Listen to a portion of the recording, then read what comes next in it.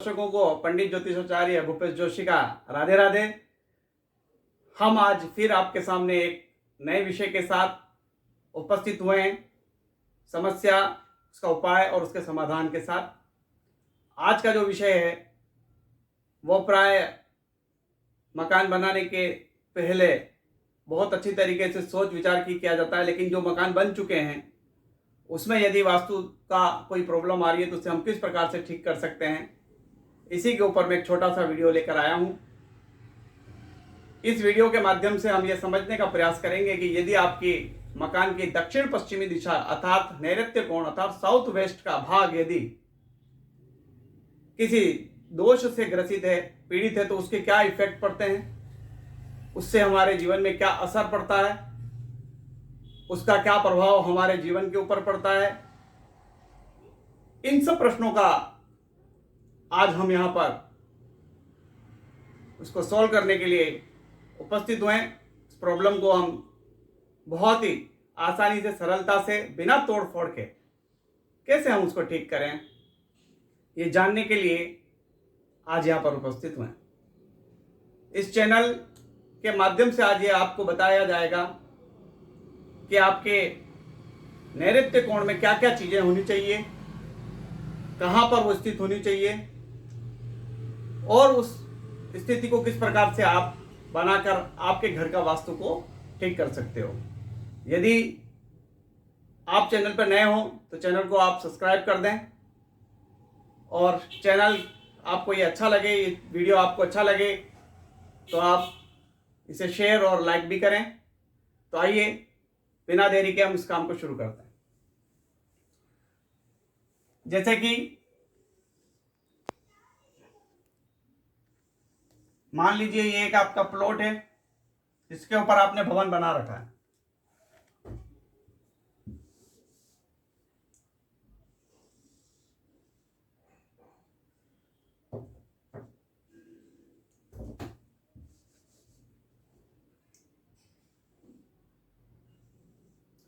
इस भवन को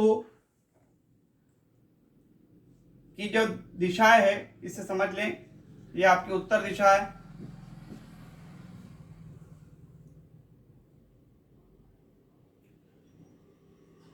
ये आपकी पूर्व दिशा है, ये आपकी पश्चिम दिशा है और ये आपकी दक्षिण दिशा। ये उत्तर, ये पूर्व, ये दक्षिण और ये पश्चिम दिशा है। इस प्लॉट को के 9 भाग होते हैं। जब हम किसी प्लॉट को देखते हैं तो उसके 9 पद माने जाते हैं। तो जितने फीट आपका आगे का भाग है या आपके भाग है, उसको 9 से आपको भाग लगाना है और 9 से देखना है कि कितने का आता है। लेकिन इसमें हम यहाँ पर अभी आपको इसके 3 पार्ट करेंगे। ऐसे ये 3 पार्ट बराबर होंगे और इसको वापस इस प्रकार से बांटेंगे। ये बांटने का कारण ये है कि कोई भी जब मकान जब हम बनाते हैं तो वो उसके 9 पद माने गए। 9 पदों में मकान बनता है। इसमें 9 भाग हुए हैं, 1 2 3 4 5 6 7 8 और ये 9। अब आपका जो आज का जो विषय है, हम उस विषय पे देखें तो ये दक्षिण और पश्चिम का भाग, जिसे ये वाला भाग कहते हैं, इस भाग की आज हम पूरी चर्चा और इसकी पूरी प्रेडिक्शन करना चाह रहे हैं। तो ये उत्तर हो गया, ये दक्षिण हो गया, ये पूर्व हो गया और आपका ये पश्चिम हो गया। जब ये उत्तर और पूर्व हो गया तो ये वाला जो भाग आपका बनेगा वो ईशान कोण बनेगा। आपके पूर्व और दक्षिण का भाग जो है वो आपका आग्नेय कोण बनेगा। आपके पश्चिम और दक्षिण का जो भाग है वो आज का जो विषय है नैऋत्य कोण बनेगा।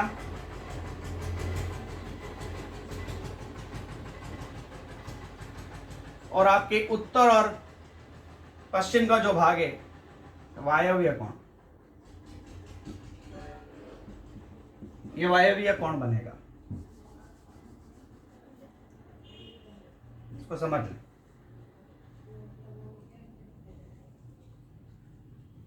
पहले तो ये समझे कि ये चीज जो बताई जा रही है आपको, ये नैऋत्य कोण वाला ये वाला भाग है। लेकिन इससे पहले जब ये हम वास्तु बना रहे हैं, सारा देख रहे हैं, तो उससे पहले हम ये देख लें कि हम तत्व कौन से होते हैं। तत्व हम जानते हैं कि 5 तत्वों से हमारा शरीर और 5 तत्वों से पूरा ब्रह्मांड बना हुआ है। वास्तु पुरुष इस प्लॉट पर, जहां आपका ये मकान है, जो भूखंड है, उसके ऊपर आपको सिद्ध करना पड़ता है। जब भी आपका वास्तु पुरुष जो है वो ईशान जो कोण होता है वहां पर उनका मुख होता है, और जो नैऋत्य कोण होता है वहां पर उनके पांव होते हैं, जिसे अपन पद कहते हैं। इसका मतलब जो वास्तु पुरुष है वो मुंह के बल ईशान कोण पर, और उनके जो पद है, जिसके पांव हैं, वो इस नैऋत्य भाग में है। और तत्वों की बात करें तो हम 5 तत्वों को देखते हैं, जिसमें पहला तत्व अग्नि, दूसरा तत्व पृथ्वी, तीसरा तत्व वायु, चौथा तत्व जल, और एक 5वां तत्व होता है जिसे हम आकाश कहते हैं। इसका तात्पर्य ये कि हमारे पूरे मकान में जो वास्तु का जो हिसाब होगा वो इन तत्वों के आधार पर होगा। अग्नि, पृथ्वी, वायु, जल, आकाश। इस आकाश भाग को वास्तु के अंदर ब्रह्म कहा गया है। ये ब्रह्म स्थान है, आकाश का तत्व है, ब्रह्म स्थान है। अब समझिएगा, हम बहुत आसानी से इस चीज को समझ सकते हैं कि जो हमारी जो राशियां हैं वो भी इन तत्व प्रधान होती है। अगर आप समझना चाहते हैं कि मैं किस तत्व प्रधान में आता हूं, तो इसको चीज को यहां समझ लेंगे। थोड़ी सी बात बढ़ रही है, लेकिन ये आपके लिए जानना जरूरी है। 1, 2, बहुत इजी सा मैम, आप समझ जाओगे। 3, 4, 5, 6, 7, 8, 9, ये 10, ये 11 और ये 12 राशियां। 12 राशियों में इन तत्वों को बांटा गया है, जिसमें से तीन राशियां हर तत्व के पास में आती है। जैसे पहला तत्व अग्नि तत्व, तो इसका मतलब मेष, सिंह और धनु राशि वाले अग्नि तत्व के हुए। ऐसे ही 2, 6 और 10, 2 का मतलब आपका हो गया शुक्र अथवा वृषभ, 6 का हो गया आपका कन्या बुध, और 10 का मतलब हो गया आपका मकर शनि। 3, 7, 11, तीसरी नंबर की राशि जो है आपकी मिथुन, 7वीं राशि आपकी तुला, 11वीं नंबर की राशि आपकी कुंभ की, 4 कर्क, वृश्चिक और 12वीं आपकी मीन। तो यदि आप इन राशियों के हैं तो आप इस तत्व के प्रधान हैं, आपके पास में ये तत्व हैं, और ये तत्व किस प्रकार से इफेक्ट डालेगा उस चीजों को पर भी हम यहाँ समझेंगे। बहुत इजी समझना है। इसका मतलब आप किस तत्व के हैं, आपके अंदर कौन सी प्रधानता ज्यादा है। अग्नि की प्रधानता ज्यादा होगी तो आप 1, 5, 9 की राशि के होंगे। यदि पृथ्वी तत्व की प्रधानता होगी तो 2, 6, 10 की राशि होगी। वायु प्रधान होंगे तो 3, 7 और 11 नंबर की राशि आपकी होगी, और जल प्रधान के हैं तो 4, 8 और 12 नंबर की राशि है तो आप जल प्रधान हैं। इसका इफेक्ट हमारे जीवन में बहुत ज्यादा प्रभाव पड़ता है। अब ये समझें, ये भाग ध्यान में रखें। जब भी हम कभी प्लॉट खरीदने जाएं, मकान बनाने जाएं, बहुत इंपॉर्टेंट चीज है ये। तो ये वाला भाग हमेशा जो आपका नैऋत्य कोण कहला रहा है, ये भाग हमेशा ऊंचा होना चाहिए। किसके तुलना में? ये आपका ईशान है, इस कोण की तुलना में ये ऊंचा होना चाहिए और ये नीचा होना चाहिए। ये भाग नीचा होना चाहिए, ये भाग ऊंचा होना चाहिए। ये भाग अगर उच्च नहीं है, ये नीचा है और ये भाग ऊंचा है, तो ये मान के चलिए कि जिस मकान में आप रह रहे हो वो वास्तु से पूर्ण नहीं है, वह वास्तु का कहीं ना कहीं दोष है। इसका कारण ये है कि यदि ये मुख है इसका, और मुख यदि ऊंचा हो जाएगा तो वो भोजन ग्रहण नहीं कर पाएगा, वहां दिक्कत आएगी। और वजन जो है हमारा, जो बैलेंस है, ये पूरे पृथ्वी का जो है बैलेंस है, इस बैलेंस को बनाने के लिए इस भाग को भारी रखा जाता है। अब आप समझे, यदि आपके मकान का ये वाला भाग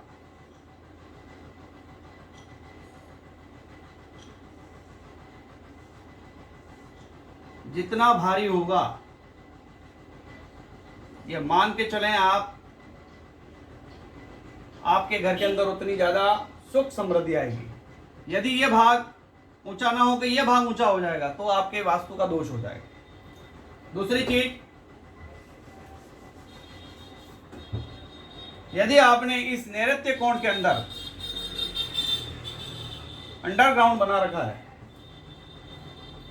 अंडरग्राउंड रख रखा है, अंडरग्राउंड का आपका भाग बना दिया, यहां पर पार्किंग की व्यवस्था कर दी, या फिर आपने इस भाग को नीचा कर दिया, जो मूल ऊंचाई उससे भी नीचा कर दिया, तो ये आपके घर का वास्तु बिगाड़ देगा। इसीलिए नैऋत्य कोण हमेशा ऊंचाई पर स्थित होना चाहिए। भूलकर भी यहाँ पर इसे नीचा करने का प्रयास नहीं करना चाहिए, इसे ऊंचा ही करना चाहिए। और आपके घर का जो वयोवृद्ध व्यक्ति है, उस व्यक्ति को आप ये स्थान दें, यहां पर सोने के लिए दें। यह सोने का सबसे उत्तम स्थान माना जाता है, जिसे अपन अगर बनाते हैं तो उसको मास्टर बेडरूम के रूप में भी हम कहते हैं कि मास्टर बेडरूम बनाएगा। यहाँ पर ये मास्टर बेडरूम में किसको सुलाना चाहिए? तो आपके घर का जो वयोवृद्ध व्यक्ति है, जिसकी सत्ता चलती है, जिसके नाम से आप कार्य कर रहे हैं, जिसके नाम से वो मकान है, उस व्यक्ति की स्थिति यहाँ पर होनी चाहिए, उसको यहाँ स्थान दें। अगर आपने स्थान यहाँ नहीं दे के दूसरी जगह दे रखा है, तब भी आपको दिक्कत आएगी। तो सबसे पहले आपके घर का जो वयोवृद्ध व्यक्ति है, जिसके नाम से ये प्लॉट है, भूमि है, उसको यहाँ पर स्थान दे। दूसरा, यदि आप सोने के लिए और दूसरा देखना चाहते हैं तो फिर आप इस वायव्य कोण में,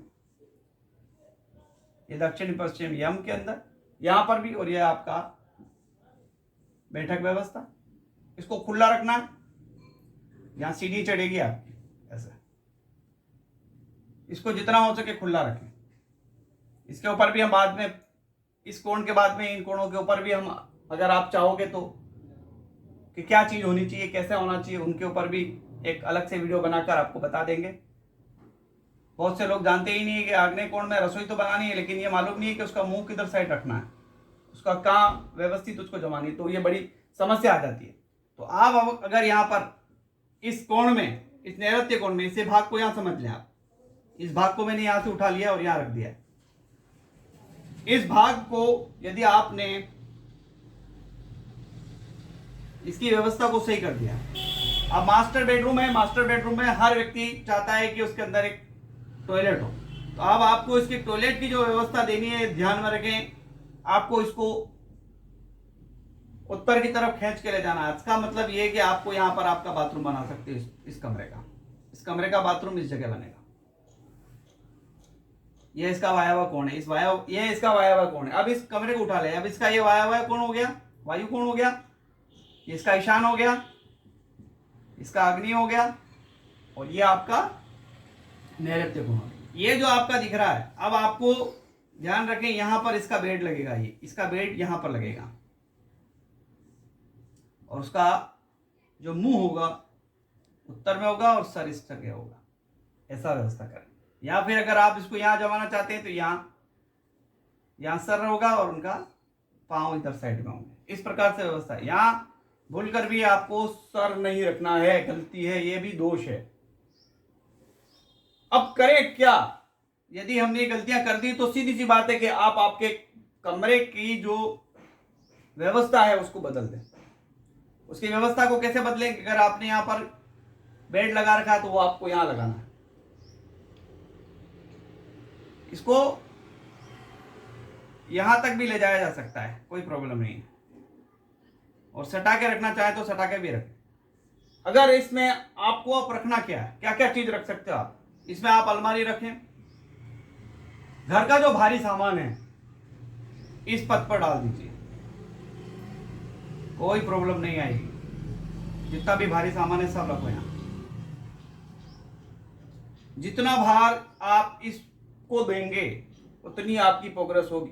जितना हल्का ये रहेगा भाग, उतनी दिक्कत आपको आएगी। तो इस भाग को ऊंचा रखने का प्रयास करें।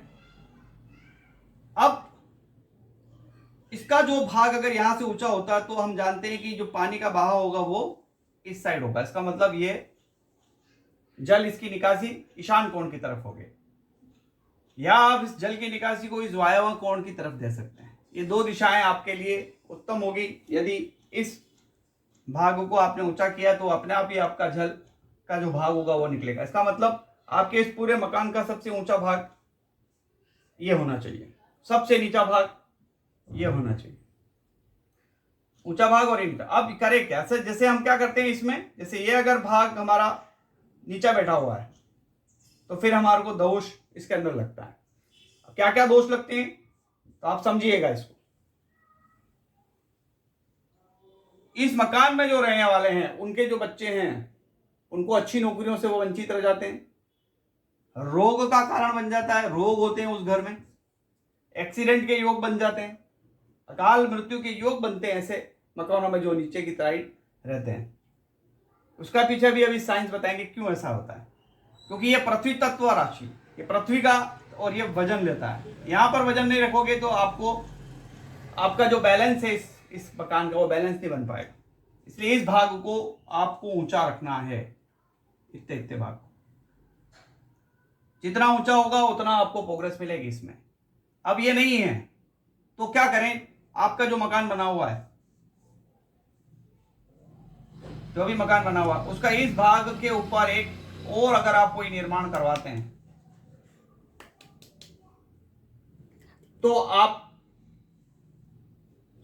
उसे जैसे आपने उसका निर्माण कराओगे तो आप देखोगे कि आपके वहां पर प्रोग्रेस आने लग जाएगी। यहां पर तिजोरी भी रखी जा सकती है और तिजोरी के साथ साथ महत्वपूर्ण डॉक्यूमेंट्स भी आप इस जगह पर रख सकते हैं। सीढ़ियां भी आप इस नैऋत्य कोण के अंदर बना सकते हैं। अगर आप इन चीजों को प्रयोग करेंगे और इस चीज को देखेंगे तो बहुत आसानी से आपके जो मकान का नैऋत्य कोण है वो शुद्ध हो जाएगा और कोई जो प्रॉब्लम्स आ रही है वो आपकी दूर होगी।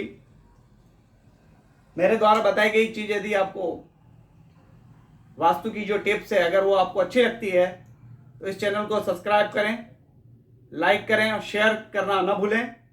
आप सबको पंडित ज्योतिषाचार्य भूपेश जोशी का राधे राधे, जय श्री कृष्ण। ऐसे ही किसी एक अच्छे वीडियो के साथ में फिर हम आपके सामने उपस्थित होंगे। जब तक के लिए नमस्कार।